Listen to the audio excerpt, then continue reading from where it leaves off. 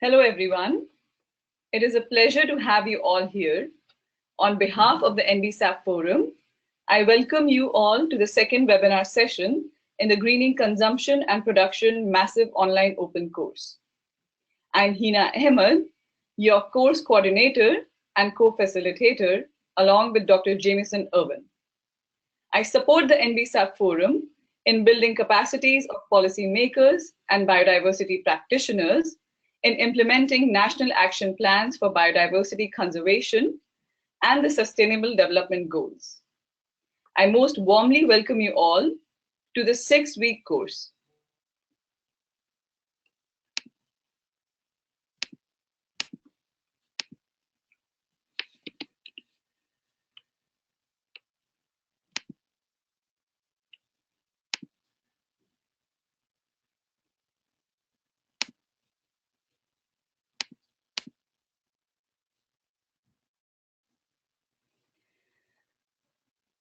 Welcome to Week 2 webinar entitled Sustainable Consumption and Production, Key to the SDGs. This webinar will look at the way society currently meets our needs that already overshoot planetary resources. Consumption habits, thrust by governments and businesses, increasingly put natural resources and their capacity to regenerate at risk, polluting our surroundings and emitting greenhouse gases. The urban populations grow, the middle class expands, incomes rise, and aspirational messaging continues to be pro-consumption. Resource constraints and negative environmental impacts will continue to rise. We need to go beyond efficiency and eco-innovate in ways that understand and meet needs. Everyone's needs. This is known as sustainable consumption and production. SCP underpins many of the Sustainable Development Goals, our mandate for the future. This webinar will introduce sustainable consumption and production and outline the roles of policy. This webinar is hosted by Ms. Garrett Clark. Garrett works as the Sustainable Lifestyles Program Officer, Consumption and Production Unit of the Economics Division of UN Environment. Garrett's expertise lies in cleaner production and sustainable product development. She leads UN Environment's activities to support a shift to sustainable lifestyles and education. She represents UN Environment on the Multi-Stakeholder Advisory Committee of the 10-year framework of Program of Sustainable Lifestyles and Education. She has run diverse projects, example sustainable tourism marketing, design for sustainability at country level, etc., and has published widely. Garrett has a master's degree from Goldman School of Public Policy at University of California, Berkeley. Welcome, Garrett, and thanks for accepting this invitation. It is a pleasure to have you here today. As usual in our sessions, I would like to remind you all on some rules and dynamics in the NBSAP Forum webinar session. Microphones will be muted during the presentation. This reduces interferences and facilitates the communication. We will have a 1-hour presentation followed by 30 minutes of question and answers. Please send us in advance your questions or raise your hand in the control panel of GoToWebinar. If you want to speak and the connection allows it, we will open your microphone during the Q&A session. As many of our participants are not English native speakers, me included, I would like to remind you the importance to talk slower, like I'm doing right now. This fosters the comprehension among our practitioners around the world. This session is recorded and it will be available at the NBSAP Forum website and the NBSAP Forum YouTube channel. All the participants will receive an email with a link to watch it, as well as a PDF copy of the presentation related to the topic. Don't forget to visit our YouTube channel to watch this. Now I transfer the webinar to Garrett. Please enjoy this session. Over to you, Garrett. Okay, thank you, Hena. Thank you very, very much. And good afternoon, good morning, everyone. I'm Garrett Clark, as was introduced, and I am in Paris, France, and I work for UN Environment in the Consumption and Production Unit. And I'd like to thank Hena and UNDP and the entire team that's been working on this MOOC, because it's an incredibly important project and topic. Sustainable consumption and production is, as we see, a key to achieving the Sustainable Development Goals. I'd also like to add that it's really challenging to encapsulate in an hour, 45 minutes, the wealth of expertise and research that has gone into the concept behind sustainable consumption and production. So bear with me, I do what I can in 45 minutes, and I look forward to answering questions that you have and providing resources along with those that have been presented for reading around this session. So first, what I'd like to do, just to give a bit of context for UN Environment, is that for those who've been active or following the Sustainable Development Agenda, which has been said to have started in the 1970s, the 1990s, the overall concept of sustainable development has noted sustainable consumption and production since the early 1990s. And UN Environment has been an active player with many others in promoting more understanding, following resource trends and population flows, as well as other major global trends to see how our planet is able to handle meeting basic needs and allowing us to live our aspirations.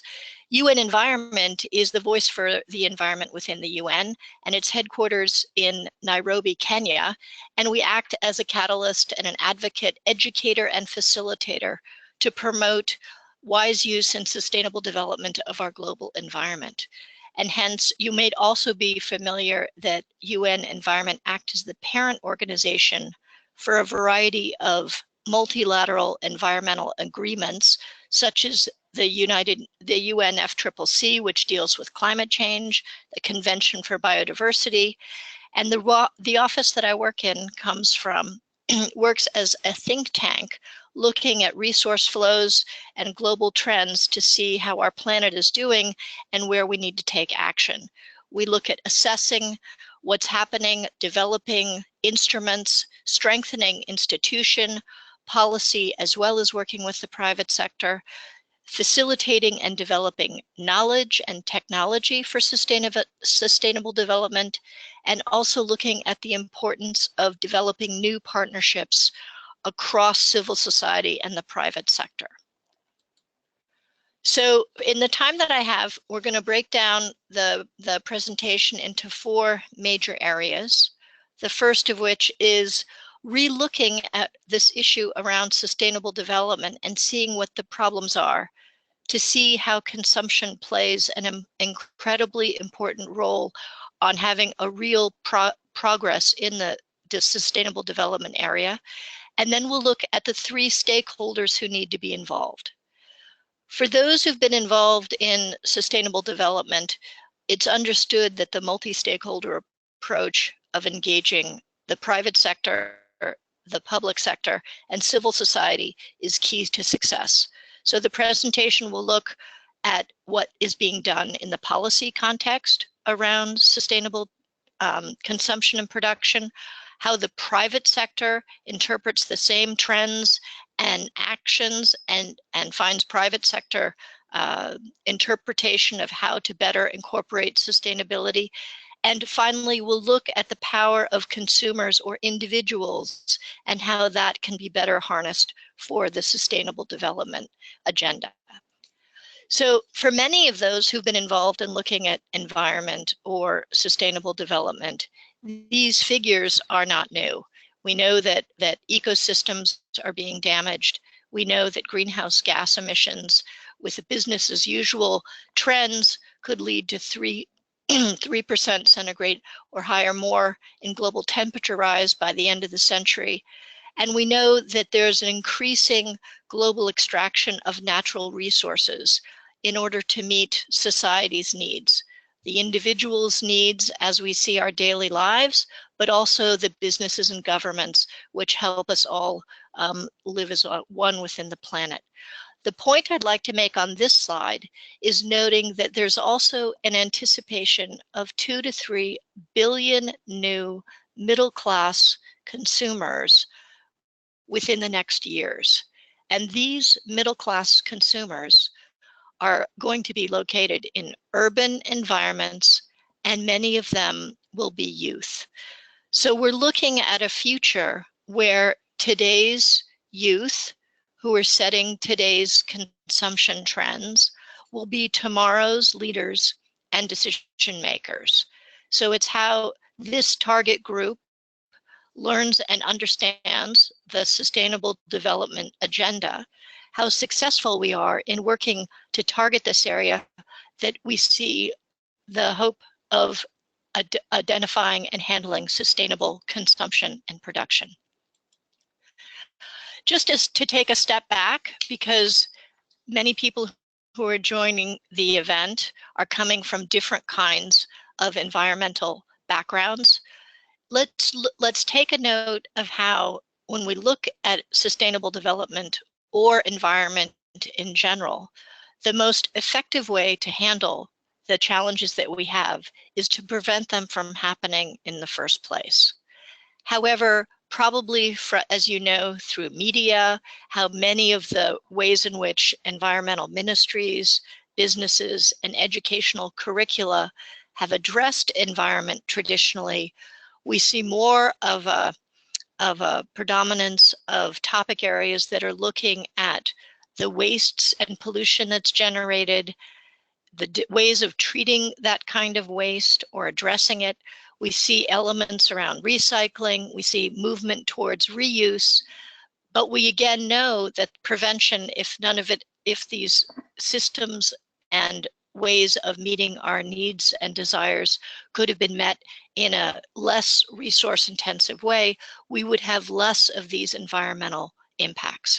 And I note this is noted because if you look at the way in which many people learn about environment through the media, through traditional and some non-traditional education, many of the subjects that are presented or become public knowledge tend to be more about the results of our current production and consumption systems that result in the symptoms around pollution and garbage waste, and then the health and excuse me, lifestyle effects that it has as well.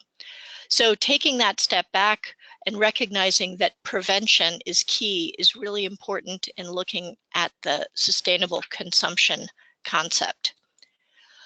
So in the early 1970s, when they began to figure out how you can look at or calculate the environmental impacts of human populations on how they influence the world around them, they came up with a formula that looks that population given wealth combined with technology would result in the way in which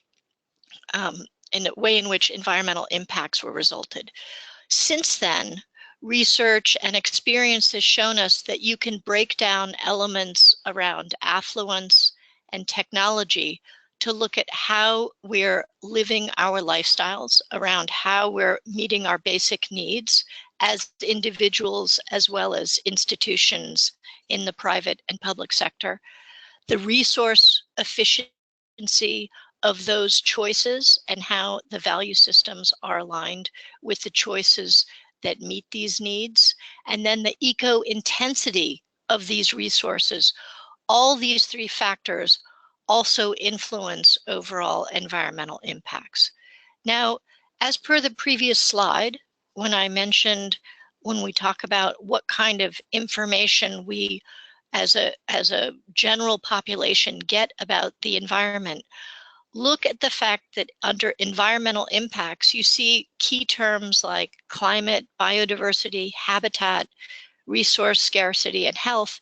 And these resonate with us because this is where we're hearing the symptoms of the environmental impacts that our societal production and consumption systems are resulting in.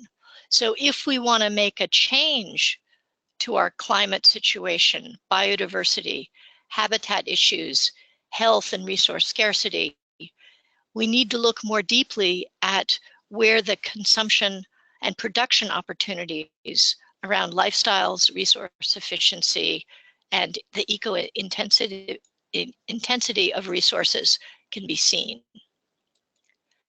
So this slide puts up, because when we talk about more macro elements around looking at consumption and sustainable production, when you look at what it is that society is developing and demanding as a global entity, this slide highlights some figures, though that they're slightly old, are reflective of what are some of the goods and services that our current production and consumption processes are leading to. And not to have a value judgment that the goods produced are better or worse, but just to note that, for example, under the final figure before the dotted line of the value of pet foods in Europe and the US for that year were equal to $17 billion, whereas providing basic education for all would be 12.5 billion.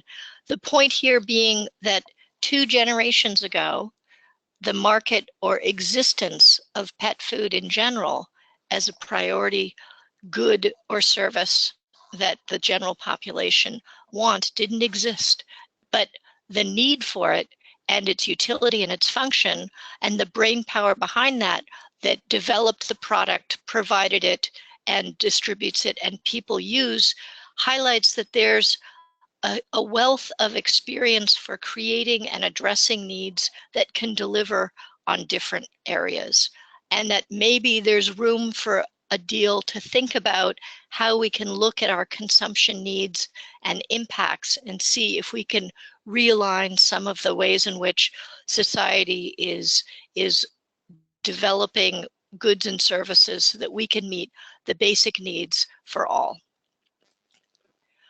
So in looking at sustainable consumption and production, another critical factor to understand is the overall area of life cycle thinking.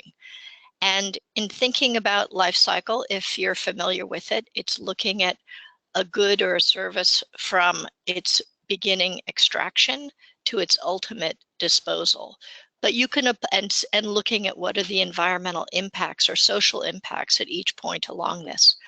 But this overall life cycle approach can also be used as a thinking or approach in looking at sustainable development tools.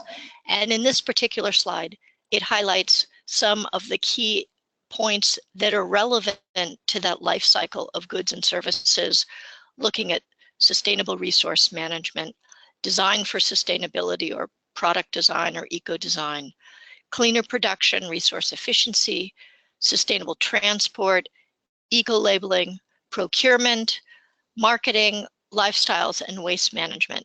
And many of you are probably familiar with one or more of these terms, depending on your exposure to the Sustainable Development Agenda and environmental issues. This next slide highlights again the importance of life cycle thinking, which might have looked at a traditional flow of materials and processes, but when applied to both products and processes with insights that can enable businesses and government policymakers to understand where are the key areas that action needs to be taken, where are the potential hotspots for addressing environmental issues, and hence closing the loop so that instead of having raw materials being extracted and ending up now globally across value chains that cross the earth, that we can find a more closed loop way of addressing these issues. Again, terms like this of circular economy and others resonate. And one thing to take into account in working in the environmental area is that at times there are terms that are similar in meaning and context. And so life cycle thinking, life cycle methodologies, life cycle approaches in general are all around the area of looking at what the product or service of focus from its beginning to its end and trying to find a way to close that loop. Before going into the policy element, the last slide I'd like to show you is on looking at what are some myths around sustainable consumption.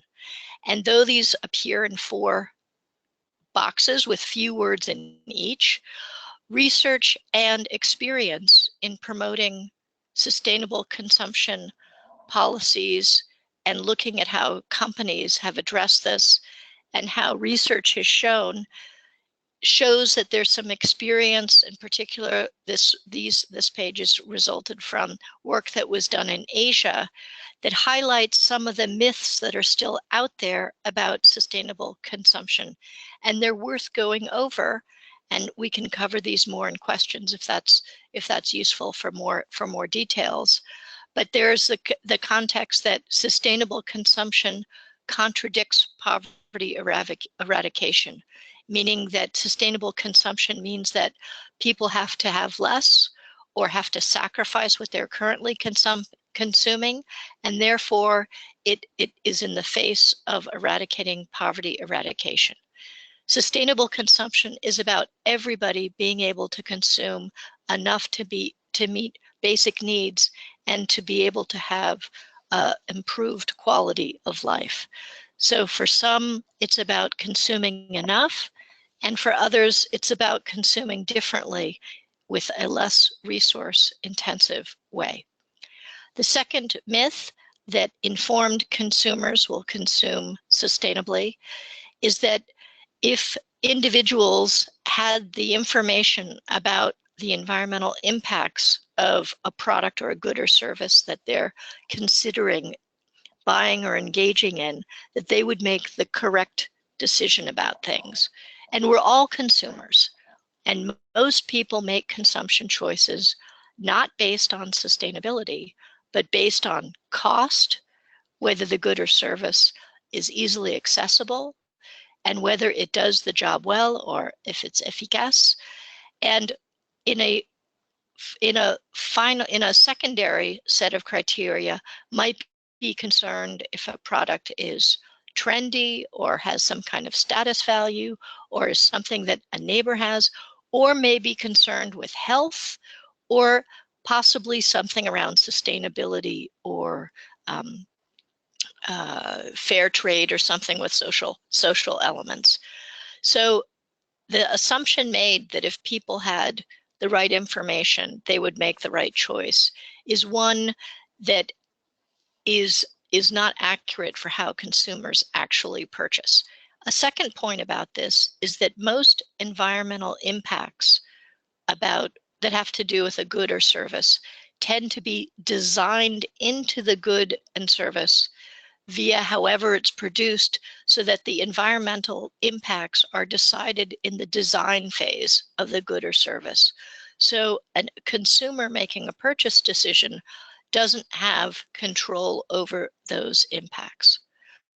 The third point that economic growth leads to improved well-being is one that there has increasingly been work done to highlight that GDP isn't the only measure of a successful or happy population or gross domestic product, that wealth does not directly equate with happiness, and work around coming up with other happiness development indexes or other ways of measuring whether people feel their quality of life is improving have been developed, because there's a sense that additional measures such as education, feeling of connectedness, health, ongoing social engagement, that these factors are also serious contributors to overall well-being. And 4, that only small environmental actions lead to big changes. And in many elements that we see in the media, it's noted, take this small action and it will lead to the big changes that are there. And all actions that take into account environmental and social impacts are important and to be promoted and engaged further. However, many disparate, disconnected actions, given increasing environmental issues and consumption patterns and their complexity, may not be enough to take the change that needs to happen. We need to be able to better focus or club actions so that actions can take some of the real make some of the real decoupling changes that are needed to change the current consumption and production patterns. So in looking at what's happening in the policy context around sustainable consumption and production, as I referenced in the introduction, this term, this acronym SCP, has been on the Sustainable Development Global Agenda since the early 1990s. And the quotes that are noted here come from some of the major policy maker events in which governments and increasingly stakeholders from the private sector, civil society, which includes researchers and others, have come, and it reflects the richness and the evolving nature of the sustainable consumption and production discussion. And if you look here, particularly within the Rio Plus 20 event that happened in 2012, and looking at the document, The Future We Want, there was the adoption of this acronym here, which is noted, which is the 10YFP, which translate into regular people, meaning the 10-year framework of programs, which is a global framework for promoting sustainable consumption and production, was adopted then. And I'll get more into this in a moment or two. And then referenced here in the final arrow are the Sustainable Development Goals. And I'm sure within this MOOC, you'll be exposed to this term more, because since 2015, this has become the galvanized point for action on sustainable development, as they reflect the engagement globally of policymakers, governments, private sector, and experts, NGOs, civil society, on what needs to be done to further the sustainable development agenda. And as you can see from here, there are 17, and they're good because the keywords there tend to highlight the goal in itself.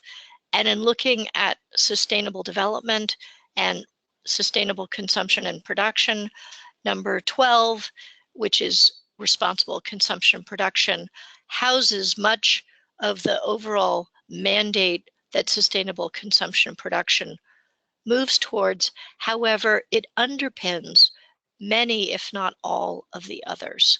So in looking at the preamble, again, you see the sense that the world, it's a vision of a world in which consumption production patterns use all natural resources, from air to land, from rivers, lakes, and aquifers to oceans and seas, are sustainable.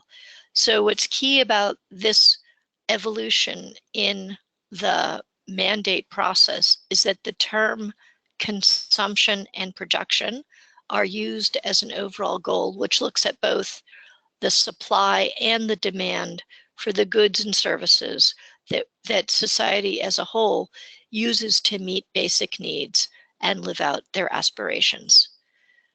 So this is the goal 12, and if you worked in the division I work in, you would realize that this is the mandate for the work that we do.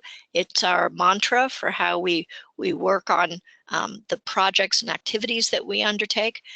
This goal also references the 10-year framework of programs and highlights some of the work that, that we'll be presenting a little bit later.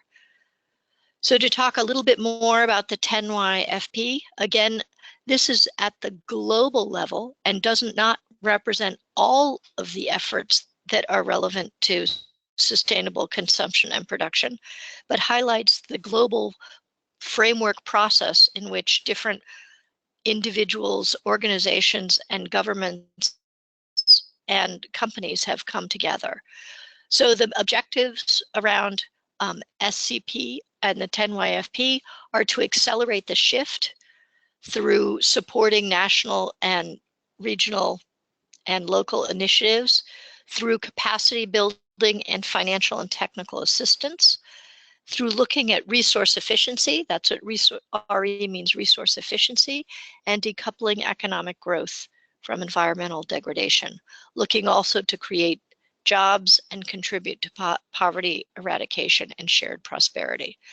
And underpinning it, of course, is looking at information and knowledge sharing and a platform on SCP to engage all stakeholders. So for example, this MOOC in itself and the excellent work that UNDP and WCMC and UN Environment are doing in this area would all be critical knowledge that we could make available to those who would be target and who are important in engaging in the Sustainable Development Agenda. So these programs in effect are umbrellas which bring together actors for collective impact, delivering capacity building at national and regional levels.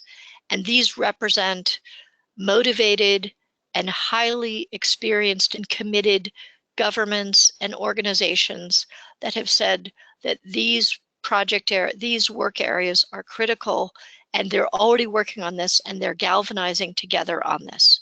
And you can see through sustainable public procurement, sustainable tourism, sustainable buildings and construction, sustainable lifestyles and education, sustainable food, and consumer information.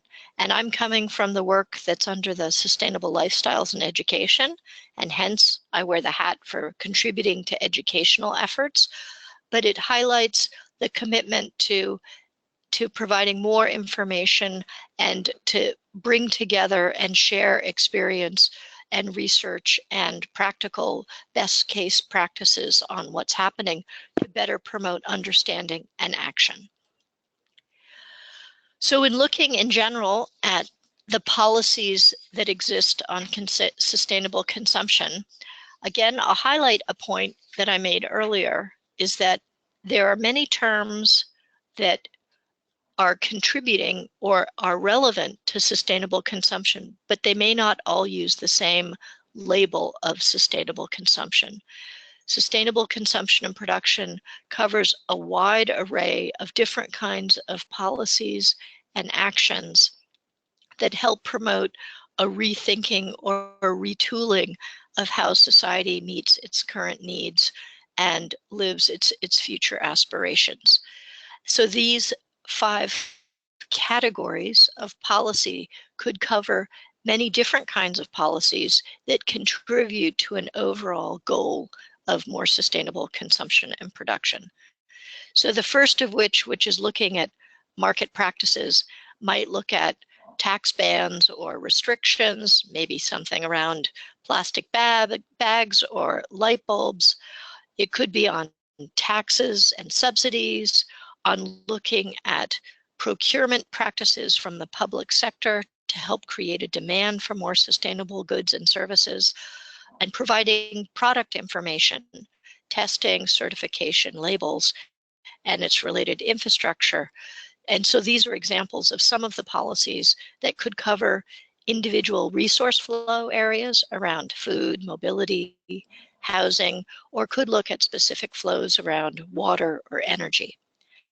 So the second type of policy that's important, or the element of policy, is looking at integration, because now sustainable consumption, and in fact the Sustainable Development Agenda in general, needs to be integrated throughout various ministries or organizations responsible for policy. When UN Environment started in 1972 and was the Environment Ministry, per se, of the UN, it was one of the key only voices on the environment. Now, sustainable development, environmental issues are covered by most of the UN organizations because success around sustainable development is integrating it into all the ways in which governance and engagement with private sector and civil society happens.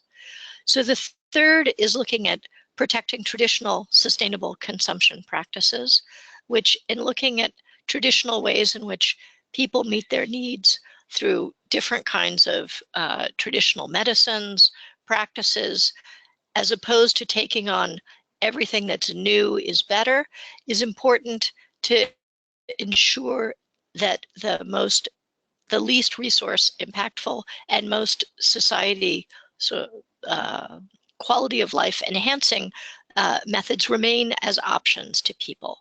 The fourth policy area is to use economic measures to help shape consumption.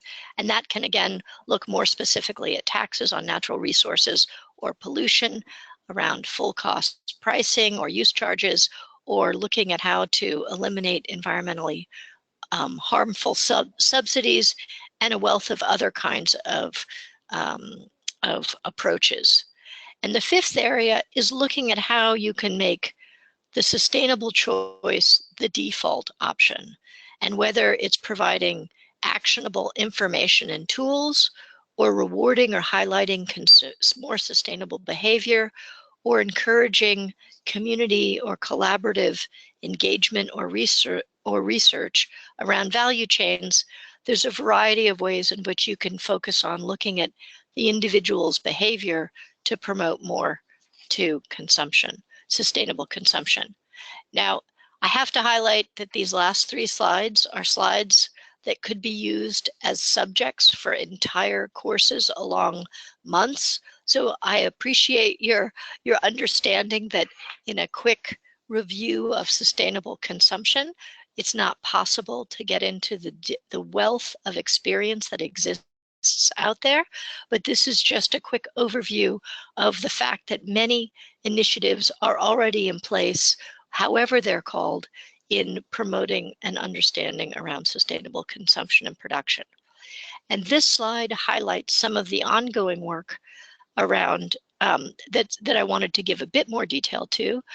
The switch initiatives refer to initiatives that, for example, the European Commission supports in specifically looking in regional areas in Asia, in Latin America, in Africa, in the Mediterranean, on how to better promote sustainable consumption in key sectors, but also around general capacity building and stakeholder engagement. National sustainable consumption and production plans. Many governments have been working in promoting sustainable consumption and production in their own right, recognizing it's important to their future, and many countries already have sustainable consumption and production plans that reflect research on what the current status or what their needs are based on current trends and projected concerns of their communities. And then finally, under specific policies, there's a wealth of experience around sustainable public procurement and consumer product information.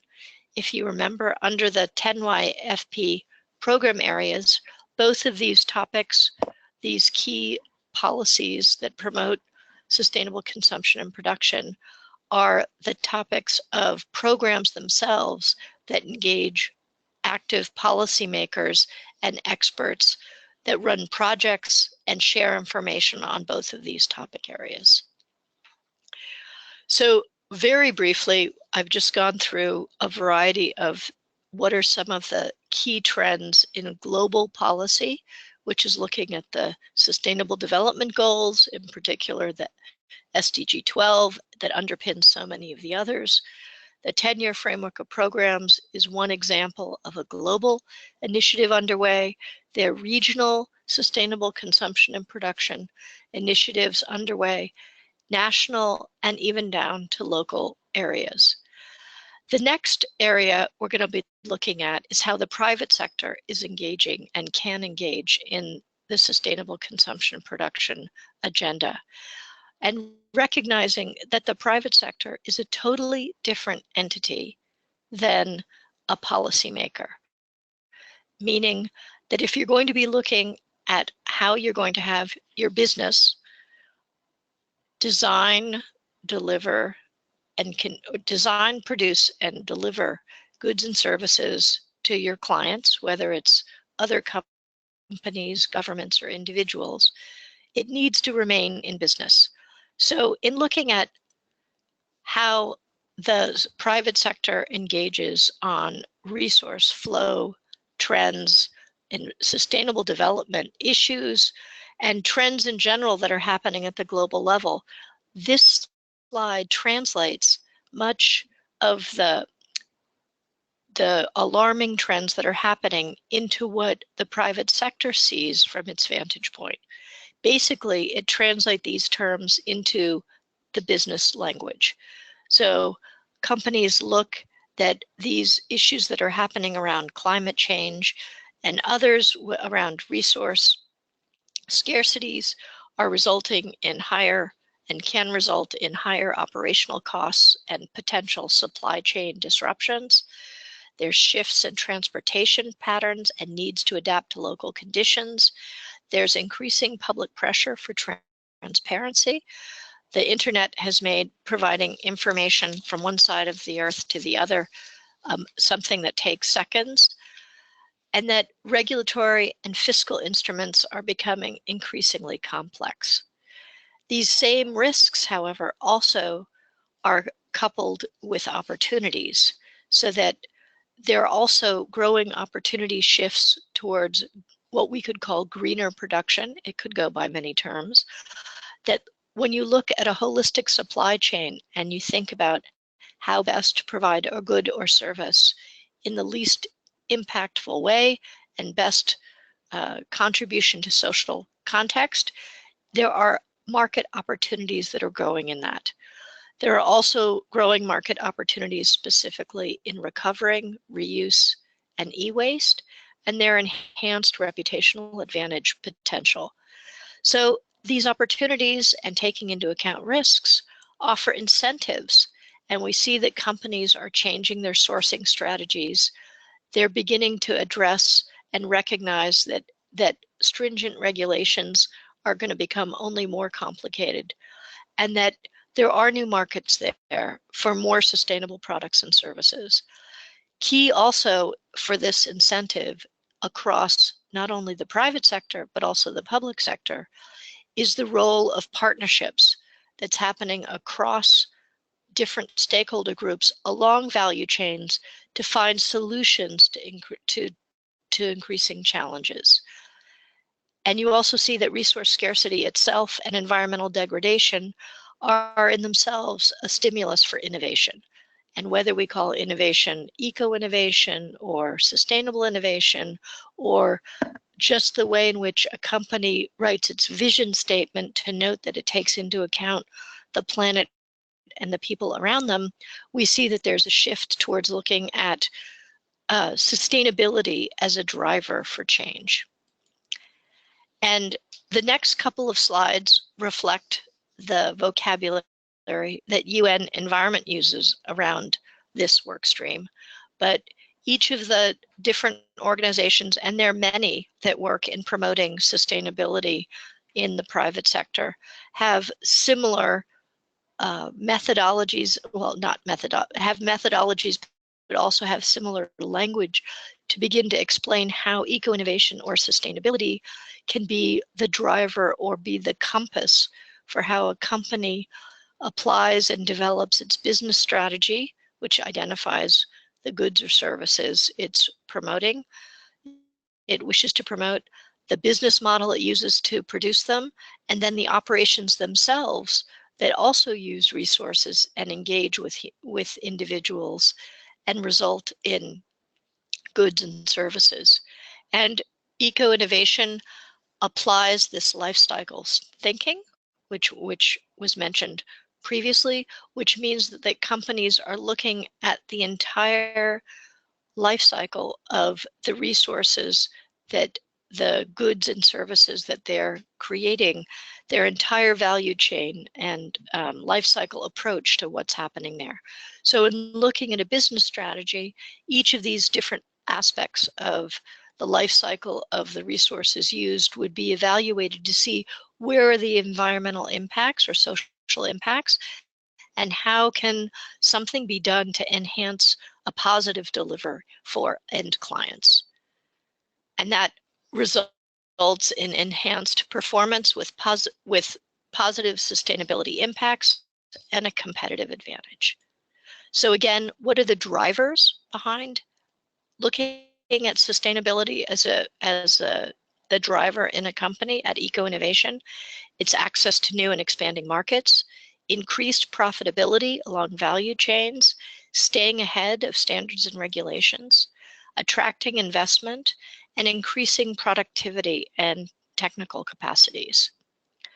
So again, let's take a step back and think again about this role of the private sector. The private sector has to sell its goods and services to a client, and recognizing that we've already noted that clients who are provided information may or may not react to that, but what they will react to is on cost, access, performance, and then as a secondary set of criteria, the elements that would include something like sustainability. So highlighting this because we need to remember that if you were looking at a product, no matter how sustainable it is relative to others, if it doesn't sell, it doesn't make a difference. A company needs to remain in business in order to keep the people who work there, to enable to keep the community around, to be able to make a profit. So for example, one of the examples we've used in training is if you're going in and you have diapers for your children, you may not pick the cheapest diaper, but you will pick the diaper that is going to do what you need for the best price, that's easily accessible, that fits into your lifestyle. And again, here I'm making a bridge to how individuals look at the goods and services that companies offer, because when we look next at how individuals can be engaged, it's important to see that through their eyes, it's important to see what the value is for individuals. So this is an example of a company that highlights some of the key elements on how this company, Natura, which makes cosmetics, and it's a Brazilian-based, now global company. It's a very successful company, and during years where there have been relatively flat economic growth for other comparable companies, it's been able to recognize an annual growth of 26% over the period that was noted here. The strategy is that they looked at innovation and sustainable innovation for market differentiation and sustainability, and the ways in which they did it. And again, note that the terms here being used are translating the resource issues into what business concerns are and how they would be reflected and how they determine their strategy, look at what they're doing, and come up with new products and how they produce, deliver, and market these. So they looked at continuous research and came up with new technologies. They looked at market trends, and this particular product targets a middle-class market in an urban environment, and it's a general to be used in a shower product for a soap product. And they developed an open innovation model for with partners in scientific institutions around its packaging, as well as the quality of the product itself. They were able to get investment from national financial institutions. They came up with a way of distributing it where they offered suppliers a shadow price. They created partnerships to build a chain with higher added value. And they applied overall a life cycle approach to doing it. And in looking at the product itself to see what the sustainability impacts were, you see that there was 70%, yes, less plastic used, there was less CO2 emissions, lower transport costs, innovation in the formula via various ingredients, and it had a more attractive retail price, and they were able to access a new customer segment. So again, to highlight from the private sector context, how is business responding to emerging sustainability trends? You see that sustainability is used as a triple bottom line so that it's engaging sustainability in the key of decision making, and that business models are being based on circular economy or life cycle thinking, sharing economy, and collaborative consumption patterns. There's a focus on radical innovation through partnerships and collaboration, and that there's a move towards democratization of production. And then you see that there are other elements around social and frugal innovation and inclusive economies. And some of the brand logos here highlight some of the frequently seen companies that are emerging in urban environments around, like Airbnb, Uber, which are looking at shared mobility or looking at shared housing as examples of new business opportunities. So these key sustainability trends represent sectors in which the private sector or category areas in which the private sector companies are finding themselves. And taking the bottom line is sustainability needs to be desirable. Products don't sell because they're sustainable. They have to meet needs and be desirable. And this is just one example of the Tesla car and how its area and having a fuel-efficient technology that's open has become a game changer to a certain extent within the industry, because it's seen as a leader, and people are and different companies are looking at how they can best use the same technology. So the car itself doesn't sell itself on being a sustainable car, but some of the insights around it are critical when you look at how they've managed to embed sustainability into a company and a business model that can be extremely profitable, as well as a leader within society. So in this final section, we're going to look, and I'm going to share with you some of the emerging work that's coming out in the area of sustainable lifestyles. And in the Sustainable Development Agenda, within the Sustainable Consumption and Production conversation dialogue, the area around sustainable lifestyles is one of the newer topics on the agenda. So you're actually getting a preview into some of the new cross-cutting work.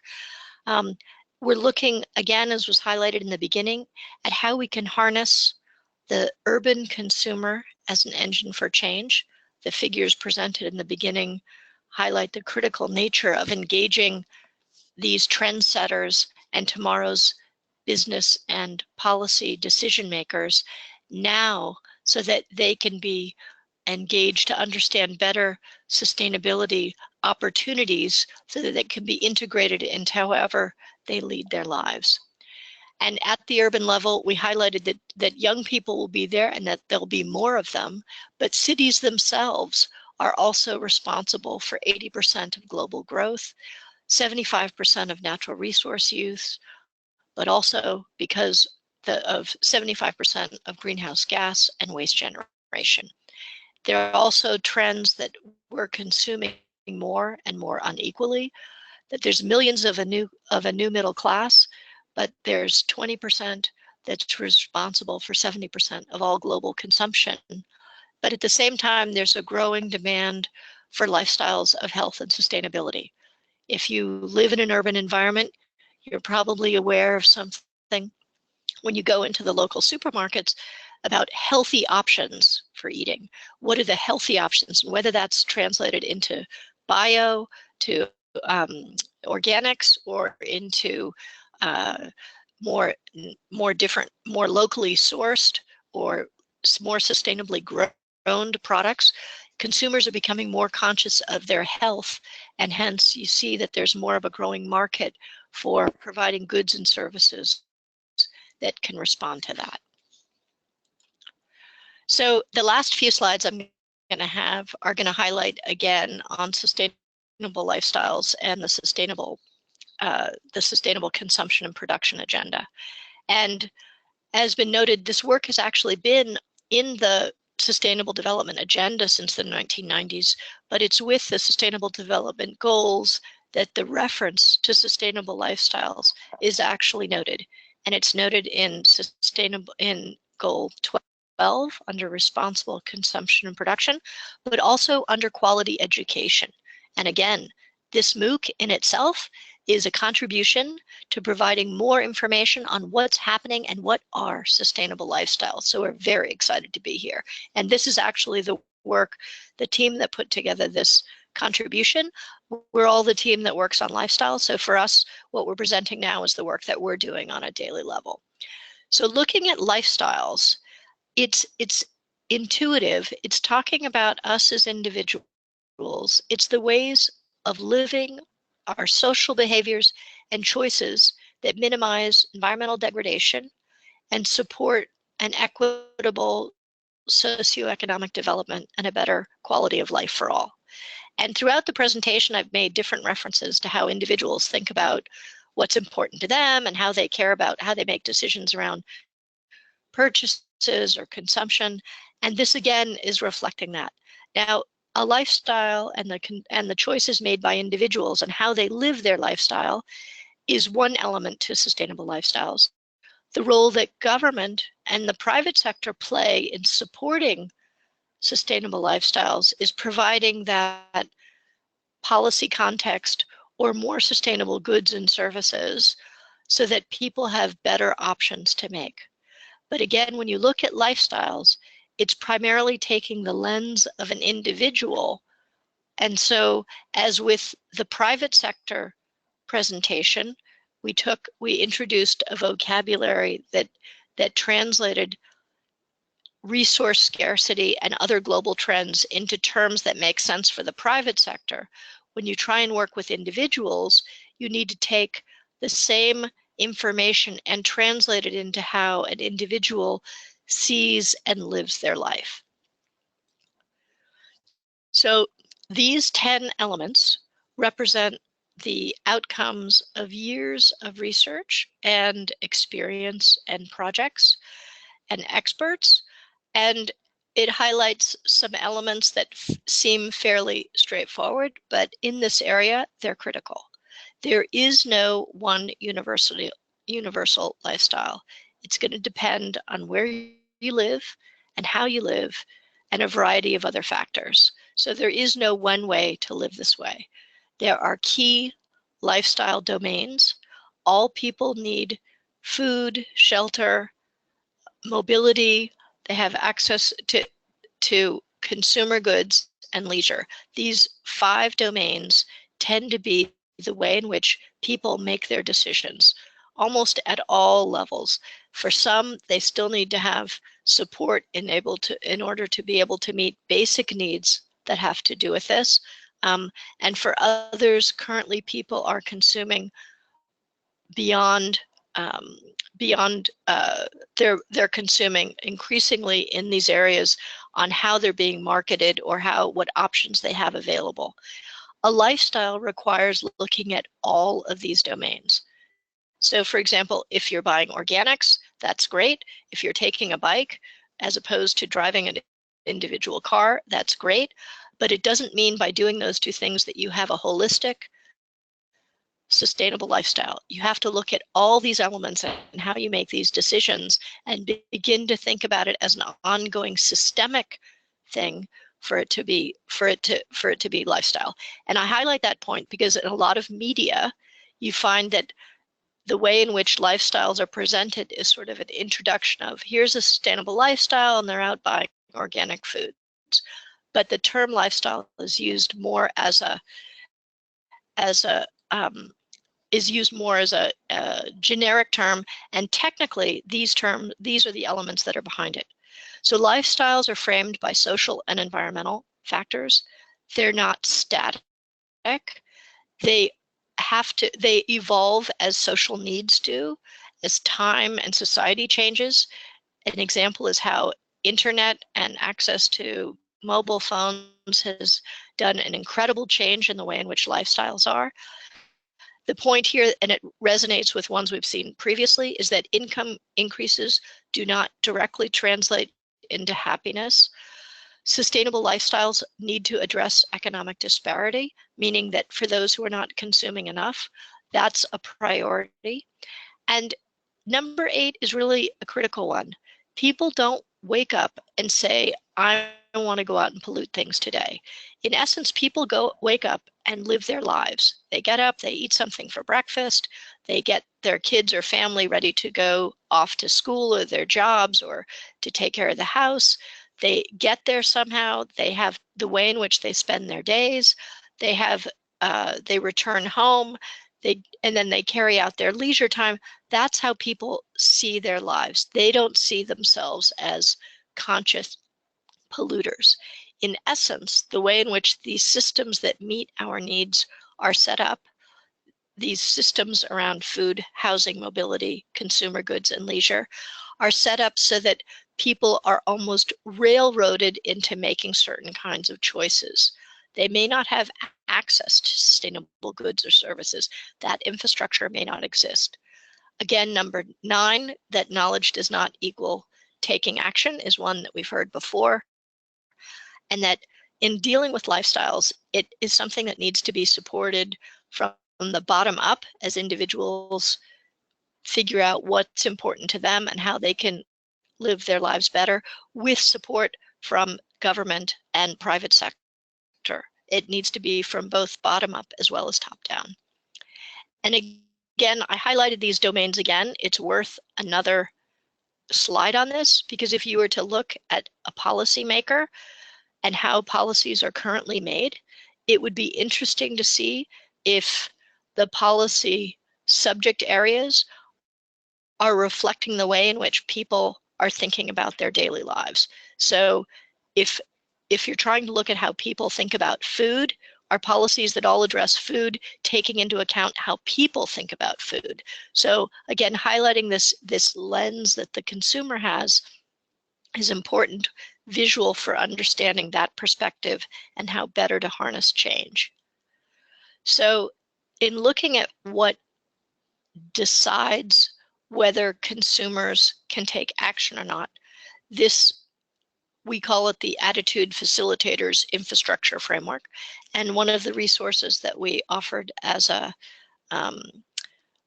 document or publication that supports this contribution is the technical document that we developed that highlights this approach. But governments take into account looking at how you can affect the attitudes of people around education, awareness, and publicity. You need to look at regulatory incentives, such as economic incentives or labeling, and you also need to help support more sustainable options, and that's this infrastructure context. And it's important to look at why people consume. Again, people don't consume with the intention to harm the environment. Environmental and social impacts tend to be a consequence of efforts to meet essential needs, meet social needs and expectations, to satisfy personal desires, and look carefully at these last 2 points, that there's an element around pro-consumption messaging or advertising or marketing that has been prevalent throughout much of a global economy since the 1990s. In addition, there are not always, or often even, the options or needed infrastructure to be able to have more sustainable choices that are available for individuals. So this influencing factor 3, what is supporting motivations? This pictogram here is the result of work that was done with experts, research experts, academic experts, company representatives, government experts who have worked on sustainability as well as how people make decisions, because work on how people make sustainability decisions is a new field. This represents the first infographic on how people make decisions around around their lifestyles. So it seems fairly straightforward. However, just to let you note, as with any engagement of a huge number of experts, this was the result of a year to 18 months of discussions and modifications and clarifications on how is it that people look at their lifestyles. So it makes sense if you think about people in the middle and what's important to them. If you look at needs about health, identity, freedom, protection, understanding, affection, nutrition, subsistence, and participation, these needs and desires actually reflect the basic core domains of food, mobility, housing, consumer goods, and leisure. And they're also affected by personal situation, which looks at income, gender, abilities, education, peers, and age. And then the broader circle is looking at the socio-technical construct around culture, media, politics, infrastructure, and economy. And then we have the physical and natural boundaries.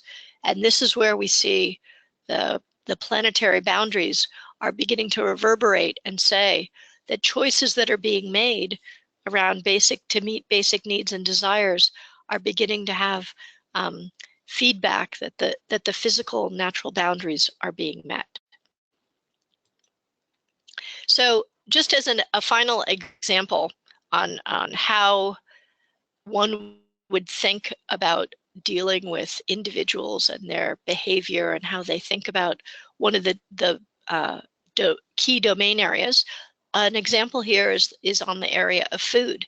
And at the bottom of the slide, it highlights life cycle thinking about what are the life cycle aspects about the different phases that food would go through in a person's life, how it's grown, how it's produced, how an individual has access to it and uses it through those elements, and then after it's used, and then its ultimate outputs. So we can look at through the life cycle element, we can figure out where there are hotspots for taking action on sustainability. But if we wanted to work with individuals to harness the decision-making power that they have around food, we'd have to think about it differently, because the bubbles here highlight how people think about it. So people think about food in terms of health, convenience, cost, presentation, taste, origin, and freshness. So this slide presents the challenge of communicating the technical nature around sustainability impacts and how individuals see the world. So it shows some of the challenges that are there that we have in working on the core domain of food.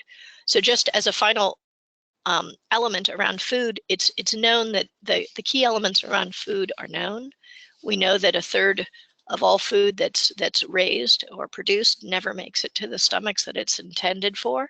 And we know that there's increasing obesity around the world globally, particularly in urban environments. So critically, if we were to look at how to approach and what would be key messaging around food, we would already have some of the key elements behind that.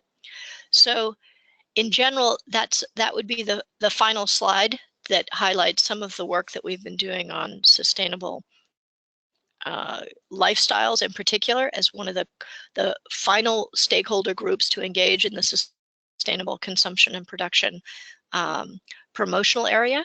And I'd be delighted now to entertain questions or to further explain what you think would be useful. And so I turn it back to you, Hina. Many thanks, Garrett, for this interesting presentation and for your valuable time with our participants. Now I would like to invite our attendees to share their questions, doubts, and comments in the question box, or press the raise your hand tab to participate in the Q&A session. please use the control panel of the GoToWebinar platform. We can open your microphone or read your question depending on your preference. I will start from the top. Anna Carolina, I'm going to open your mic. Please ask your question. Anna, can you hear me? Anna Carolina?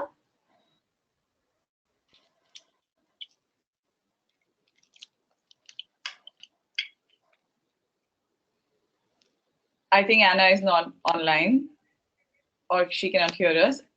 I'll go to the next question.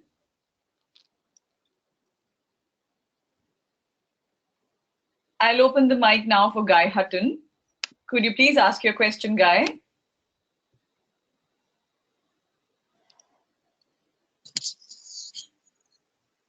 Guy, can you hear me?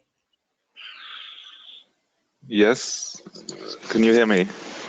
Yes, we can hear you. Would you please ask your question?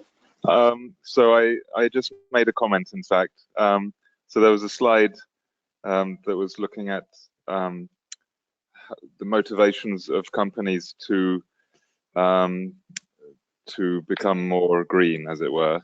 And I was just pointing out that the long-term risk to companies of not collectively engaging is that they basically the resources will dry up, or they will have to rely on obtaining resources from unstable markets. So that was just a comment I made without a question. Thank you, Guy. And that's totally accurate. Yeah, it's totally accurate. Thank you. The next hand raised is by Jaba Debarma. Jaba, I'm going to unmute you. Could you please ask your question?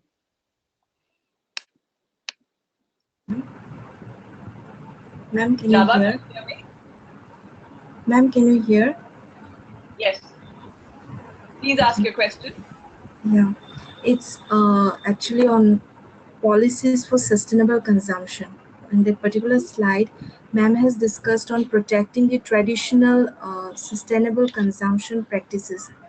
So, ma'am, like I just wanted to know what are the ways that are being followed in order to protect the traditional consumption practices. Over to you, Garrett. Okay, thank you. Thank you for that question. It's a great question. And I know as a practical example, I know particularly, and it's happening globally, but in the Latin America and Caribbean area, in the work that's been done around sustainable consumption and production action plans, when countries have been reviewing and researching what's happening at their national and then regional level, they've highlighted that the ways in which things had traditionally been done, whether it's through medicines or engaging through how you handle social situations like having stay-at-home or communal childcare, that there had been traditional ways in which needs were being met, that because of rising changes in promoted consumption efforts, that these ways were being lost, and that as a national and regional priority, retaining the traditional knowledge and understanding has been noted at the regional level. And so now countries are recognizing that this is something to be taken into account, and in policy documents throughout the region, recognizing an importance around traditional practices has been noted. Some of the work that UN Environment has done on this is preparing some documentation on case studies of examples that have happened. So in addition to recognizing it through the policy level, it's also been noted at the governmental level. So I think that it's currently in the policy context, and also through different kinds of business initiatives. I'm aware that looking at, for example, Natura, as an example, when they do some of their research and development, they look into how traditional ingredients have offered benefits that may have been overlooked in more recent production recipes, to find the added value that traditional approaches or traditional ingredients have. So as a company, it's an example of how they've looked at traditional ingredients or ways in which people met their needs previously and turned it into part of a business opportunity. So it's a really important question that you make, because as we all know, just because something is new doesn't mean it's the better or the right way to go. It means that it's new for sure, but there are ways in which people have done and are doing things that are fine the way they're doing them. Thank you, Garrett. The next question is by Roy Trivedi. Roy, I'm going to unmute you now so that you can ask your question. Thank you.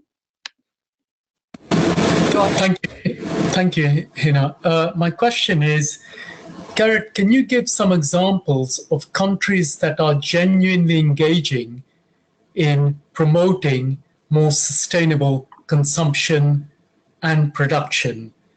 And secondly, do we have anything like a global index which measures the ways in which countries are doing this at the moment? Thank you.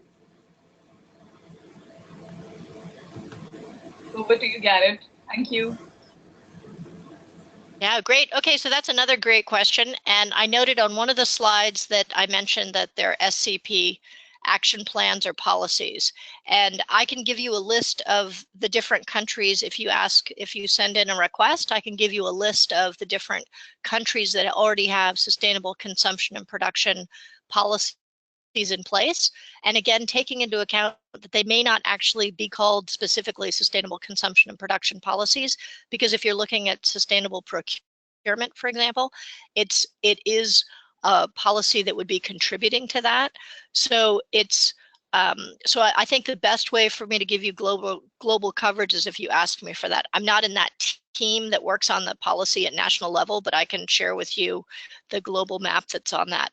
In addition to the global index you asked for, in essence, the work on the 10-year framework of programs, one of the key elements to it is to come up with the global indicators that reflect progress on meeting SCP, and looking at global policies is one of the key areas there. So whether it's a global index that's separate from that, I think it would be useful. I can share with you the work that's being done on coming up with the global indicators for SCP, because under the Sustainable Development Goals process, there's a reporting aspect to it, a monitoring and reporting aspect. So I think that would get at the question that you're asking. But I'm happy to provide all that follow-up, because for example, I work in Morocco, so I know that they have work that's going on in Morocco, but I know that that regionally there are also there are SCP roundtables that happen that bring together representatives from the governments to talk about what progress they have now and what they have going on. And there are roundtables happening in Europe, Africa, Asia, Latin America, and North America. So there's quite a number of countries. So rather than hazard and make an error, I'd be happy to send you a full list. Thank you, Garrett. The next hand raised is by Joanna Rosemond. Joanna, I'm going to unmute you, and I hope you can ask your question. Joanna, can you hear me? Joanna?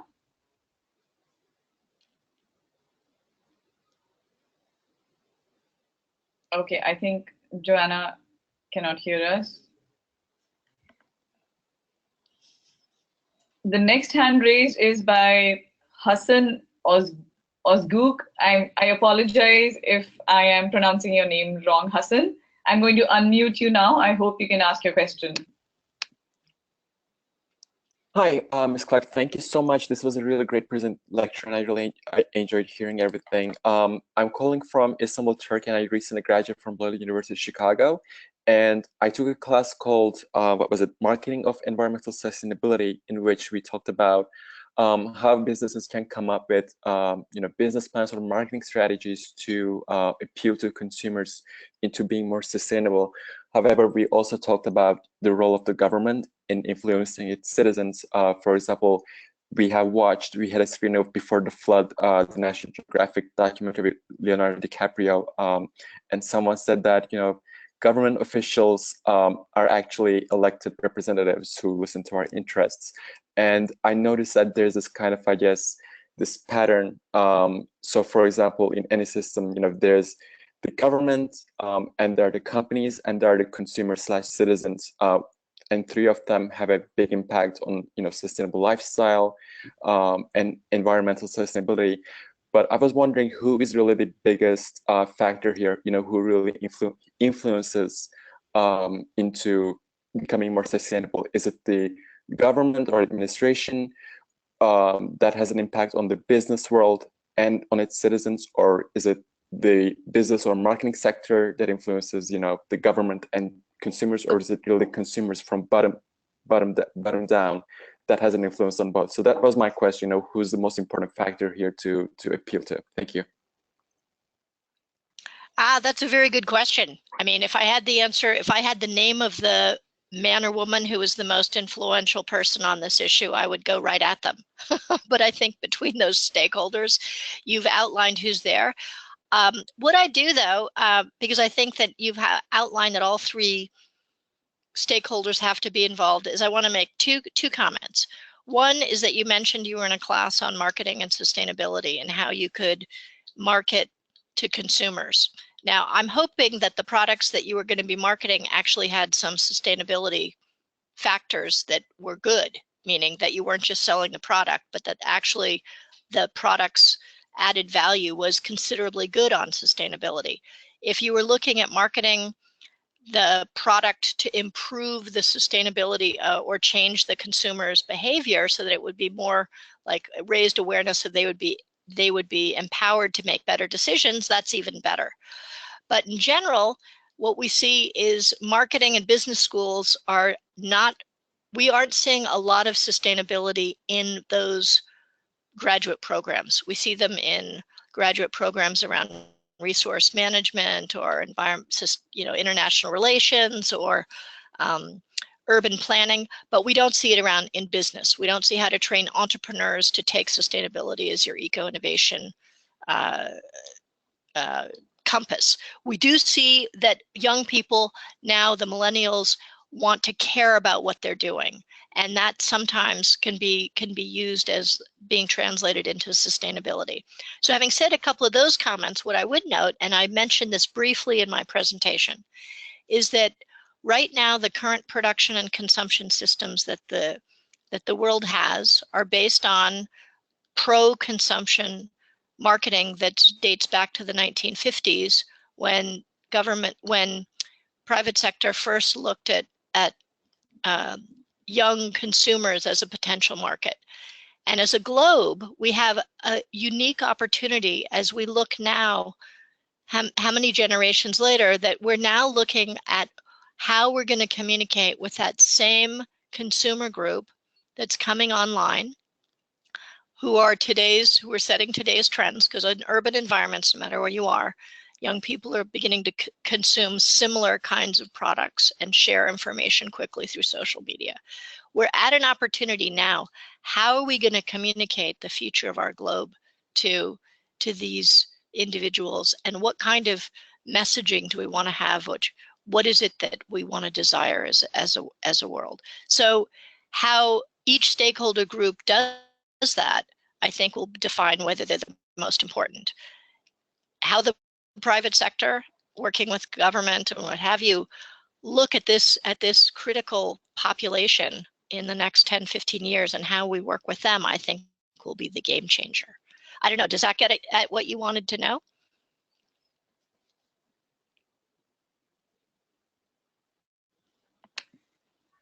Sorry, he was on mute. I'll ask him the follow-up question. Okay, well, if he doesn't, we can go to the next one, but that would be how I'd answer that one. Hassan, you're on loud now. Can you hear us? Sorry. Oh, here we go. Yeah, thank you. And Hina, thank you. You spelled my name correctly, no problem. And thank you for your answer. I really appreciate it. Thank you. Okay. So the next question is by Jamie Williams. Jamie, I'm going to unmute you now. I hope you can ask your question. Jamie, can you hear me? Yes. Hello, Garrett. Thank you very much for your inspiring talk. My question is whether you know of any work on faith approaches to behavior change for sustainable consumption.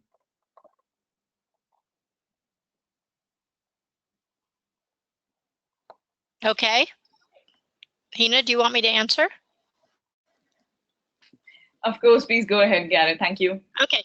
Well, actually, that is a very insightful question, because I know as an organization, UN Environment has a particular area of looking at faith-based leaders in terms of change makers, and key to that is any number of religions across the world that are beginning to look at how happiness does not always equal more consuming.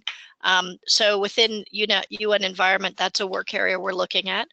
You probably know, and this isn't a UN Environment comment, but that when you look at global leaders out there, that the Pope of the Catholic Church, as well as other leaders in the Protestant Church and in the Jewish faith, have come out and talked about the importance of more sustainable consumption and ensuring that those who have basic needs met are met. And so that is a work area that's particularly important. In that last visual that I showed you that had the picture with the human being in the middle, it may not be obvious, but trying to get 100+ experts to agree on an infographic is a bit challenging, almost like each word was negotiated text.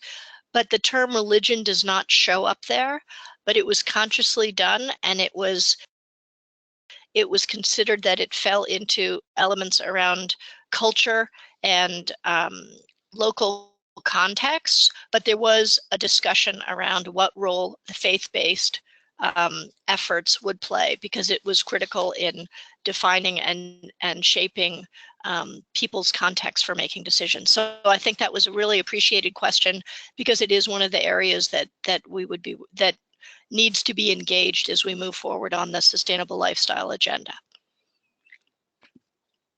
Thank you, Garrett. I would just like to inform you all that we are running out of time. We have 2 minutes left. I'm going to take one last question, and we will try to respond to your questions at a later time. I'm going to unmute you, Lalit Sharma. I hope you can ask your question. Lalit, are you online? Can you hear us? Okay, Lalit cannot hear us. Lalit, can you hear us? Hello, yes, Hina, can you hear me? Yes, Hello. we can. Could you please ask your question? Hello, Garrett. It's a nice presentation. I just want to have a question. I want to know if do you have an example of a country where this Lalit, we cannot hear you properly. Could you please speak loudly? Can you share an example where the life cycle thinking has been adopted in the policy framework for SPP? Could you repeat the question again? So the question is, does the Garrett have any example where the life cycle thinking has been adopted in policy framework for SPP? Thank you for your question. Garrett, were you able to understand that? Yes, it's a good question. It's asking for examples of policies that have taken life cycle thinking into account. And I know that I can provide more examples if you wish, if you send that question, and I can give you specific ones. But I know in much of the work on regulatory development in any number of countries now, they have to carry out a life cycle evaluation of the policy to see how the policy is dealing with specific hotspots. I know that there's also elements in the private sector that's looking at life cycle and how they figure out where they're going to target their work. Because, for example, on appliances, many of the environmental impacts take place during the use phase, which is outside the physical ownership of the product from the company. So there have been efforts made recognizing that point. Companies have moved to try and provide more information and engagement with consumers to improve that hotspot in environmental issues. So in general now there's a increasing move towards using it as a tool for figuring out where the environmental and social hotspots are along the value chain, the life cycle of a product development and design. But if you would like specific examples, I'm totally happy to liaise with the life cycle initiative colleagues who sit next to me and provide you some specific ones. And if you have any like areas that you'd like to have examples from, I'm happy to do that as well. Many thanks, Garrett, for the answer. And thank you so much for your time. And thank you all for your participation in week 2 webinar of the MOOC series. Garrett, would you like to share any last comments? I'm sorry, but we have run out of time, and I would really appreciate it if you can make use of the time more efficiently. Sure. Thank you. Yeah, I mean, just the only comment I would make is that it really was a pleasure to do this, and I feel conscious that trying to encapsulate the work that's been done on sustainable consumption and production in general into a 45-minute, 1-hour presentation has to have had some gaps or at least some leaps of faith. And the resources that we're providing to the organizers would provide a lot more depth and details on that. And I appreciate your time to sit through, because for us, engaging on sustainable consumption and production, and of course from our team, we're looking at lifestyles, this really is the key to the sustainable development agenda. So thank you, Hina and UNDP and WCMC from UN Environment for the opportunity to partake. Thank you so much, Garrett, for your time, and we deeply appreciate it. And we are so glad that our course registrants were able to interact with you, and we are very grateful for your participation.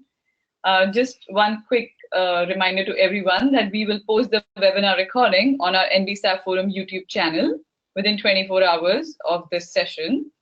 I hope you all have a good day, and we look forward to your active participation in this course. See you next week. Thank you. Thank you, Garrett, once again. Bye. Bye. Thank Bye. you. Have a great day. You too. Bye.